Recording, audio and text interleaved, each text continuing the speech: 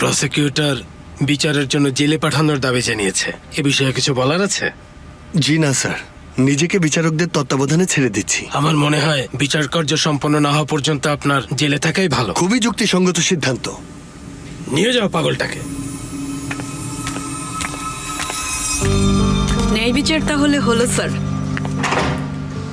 সময় হলে দেখা যাবে নাইমা। সালের সাথে যা করেছেন তার জন্য মূল্য দিতে হবে। অবশ্যই দেব নাইমা, সময় হলে অবশ্যই দেব।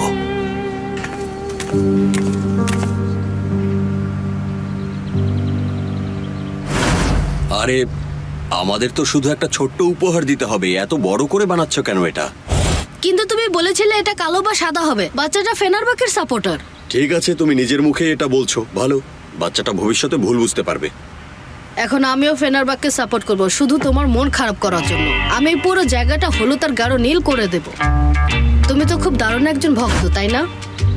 নিশ্চয়ই তুমি স্টেডিয়ামে খেলা দেখতে যাচ্ছ আর রেফারিদের গালিগালাজ করছো আর মাঠে বিদেশি জিনিসও ছুঁড়ে ছুঁড়ে মারছো। অনেক হয়েছে, অনেক অনেক বেশি বলে ফেলেছো। বিদেশি জিনিস?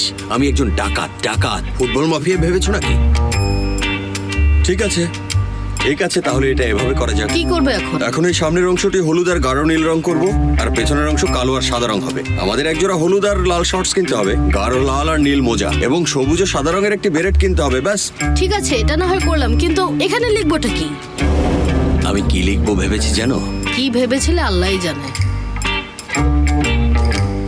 আমরা এখানে একটা 1 লিখবো আর তার উপরে নাম্বার লিখবো। পেছনে লেখা থাকবে বাবা, আর তারপর যখন সেফের এখানে আসবে তখন আমরা এটা উল্টে দেবো আর লেখা থাকবে নাম্বার 1 বাবা। তখন সেফের এটা দেখে অনেক বেশি খুশি হবে, আমি বলে রাখছি তোমাকে। কেমন হবে? খারাপ হবে না, একদমই খারাপ না, ভালোই। এইভাবেই চালিয়ে যাও। Good job. পছন্দ হয়েছে তোমার? হ্যাঁ। এটাই করবো আমরা? হ্যাঁ। একটা কিস করবো? না।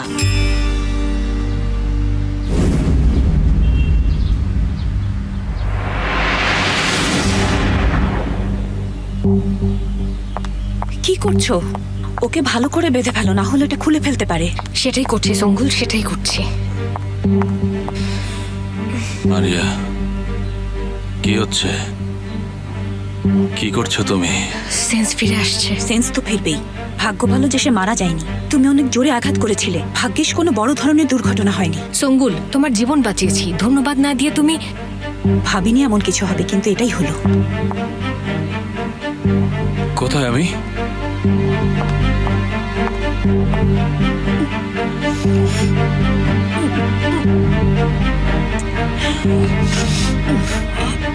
সঙ্গুল, আমার আসলে খুব ভয় লাগছে। এত ভয় পাওয়ার কিছু নেই, আমরা কোনোভাবে সমাধান করব। নড়বি না।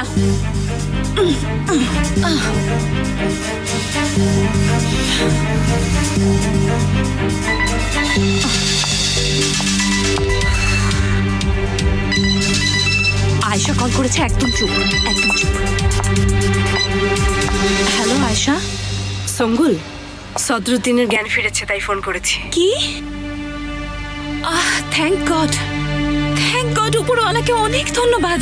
ঠিক আছে আয়েশা, আমি আসছি, আমি এখনই আসছি। কি হয়েছে? সদরুদ্দিনের জ্ঞান ফিরেছে।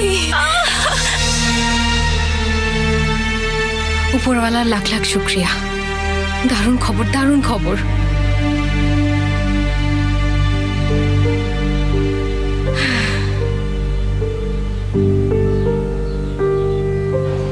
সঙ্গুলকে ফোন করে খবরটা জানালাম। ভালো করেছো। আফটার অল সে তার হাজব্যান্ড আর তার বাচ্চার বাবা। জানি না সদরুদ্দিন সুস্থ হয়ে বিষয়টা দেখবে। নাসিমা আর নাসিফের কারোর সাথেই কোনোভাবে যোগাযোগ করা যাচ্ছে না, কেউ ফোন ধরছে না। কি বলছে? এখন তো এটা নিয়েও টেনশন হচ্ছে। আবার কল করে দেখি।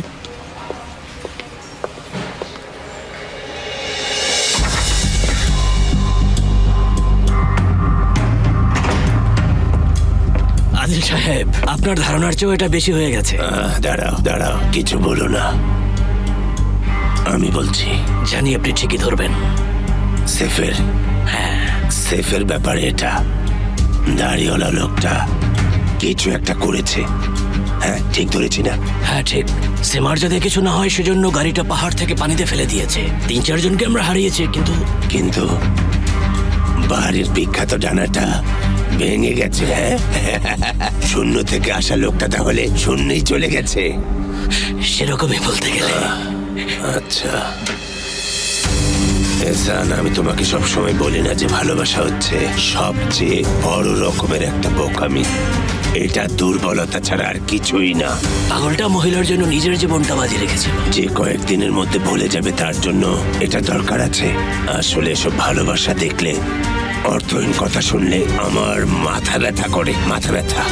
যাই হোক, আমাদের এখন বেরোতে হবে। সেবকেদের সাথে কথা বলা প্রয়োজন। ঠিক আছে, তাহলে আর দেরি কেন, চলো যাই।